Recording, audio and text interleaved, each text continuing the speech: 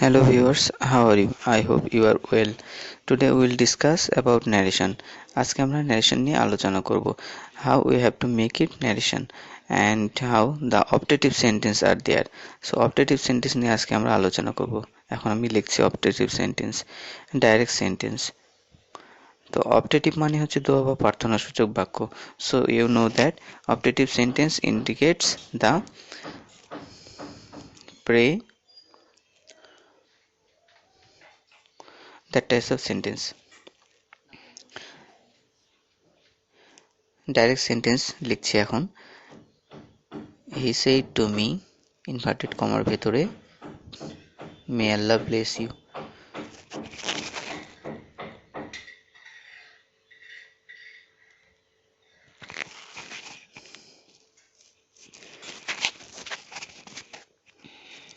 Indirect sentence হবে হি prayed. মিটা optional, না দিলেও হয়, সেই জন্য আমি ওখানে আর দিলাম না। That Allah might bless me. Me কেন হলো? কারণ আমরা দেখেছি ডাইরেক্ট সেন্টেন্সে ইউ আছে, কিন্তু এখানে ইউ এর পরিবর্তে মি হবে। সেকেন্ড পারসন থাকলে অবজেক্টকে নির্দেশ করে। অবজেক্ট যেহেতু রিপোর্টিং স্পিচের অবজেক্টটা মি আছে, তাই এখানে মি হলো। স্ট্রাকচারটা আমি লিখে দিলাম, সাবজেক্ট প্লাস প্রে অথবা প্রেড, অর্থাৎ প্রেজেন্ট টেন্সে প্রে, পাস্ট টেন্সে গেলে প্রেড। যেহেতু রিপোর্টিং স্পিচটা হি সেইড টু মি, হ্যাঁ, মে আল্লাহ ব্লেস ইউ, এখানে রিপোর্টিং স্পিচটা হি সেইড অর্থাৎ পাস্ট টেন্সে আছে, সেই জন্য স্ট্রাকচারটা হ্যাঁ অবশ্যই ইনডাইরেক্টে প্রেড হবে। সাবজেক্ট, তারপরে প্রেড, যেহেতু প্রেজেন্ট টেন্সে তাহলে প্রে, পাস্ট টেন্সে গেলে প্রেড, অর্থাৎ টেন্স অনুসারে চেঞ্জ হবে। অবজেক্ট দিলেও হয়, না দিলেও হয়, অপশনাল। তারপরে দ্যাট, তারপরে সাবজেক্ট, তারপরে মে অথবা মাইট, প্রেজেন্ট টেন্সে মে, পাস্ট টেন্সে মাইট, তারপরে ভার্বের প্রেজেন্ট ফর্ম, তারপরে অবজেক্ট। তো যেহেতু ওখানে প্রেড আছে পাস্ট টেন্সে, তাই এখানে মাইট হবে, অর্থাৎ মডেলসে পরে ভার্বের প্রেজেন্ট ফর্ম বসে, এই জন্য ব্লেসের কোনো পরিবর্তন হয়নি। আর প্রেড যেহেতু পাস্ট টেন্সে, তাই পরেরটা মাইট হয়েছে। এইভাবে আমরা পরিবর্তন করতে পারি।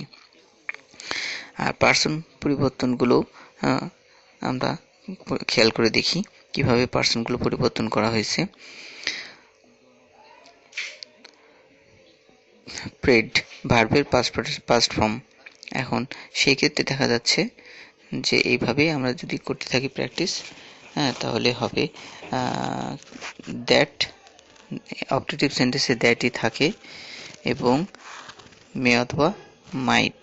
কিভাবে হলো দেখা যাচ্ছে যে দ্যাটের পরে সাবজেক্ট প্লাস মে অথবা মাইট, তারপরে ভার্বের প্রেজেন্ট ফর্ম প্লাস অবজেক্ট। এবার আসি সেকেন্ড পারসন কিভাবে পরিবর্তন হলো।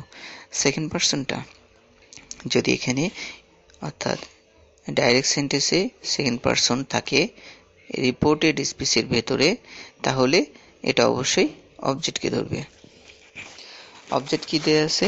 যেহেতু মি, সেই জন্য মিকে পরিবর্তন করে নিবে, অর্থাৎ সেখানে ব্লেস, অর্থাৎ আমরা এখানে দেখতে পাচ্ছি দ্যাট মে আল্লাহ ব্লেস, তারপরে মি হলো, মি এই জন্য হলো যেহেতু ওখানে সেকেন্ড পারসন আছে, অর্থাৎ রিপোর্টেড স্পিচের মধ্যে, তাই। তো এইভাবে যদি প্র্যাকটিস করা যায় তাহলে সহজেই শেখা যাবে এই জিনিসগুলো। চ্যানেলটা যদি ভালো লাগে লাইক করুন, শেয়ার করুন এবং সাবস্ক্রাইব করুন এবং বেল বাটনটা চালু রাখুন। আবার দেখা হবে। আল্লাহ হাফেজ। তাহলে স্ক্রিনে দেওয়া যে ন্যারেশনটি, সেটার অ্যান্সার লিখে আমাকে জানাও। He said to me, may Allah let you help the poor long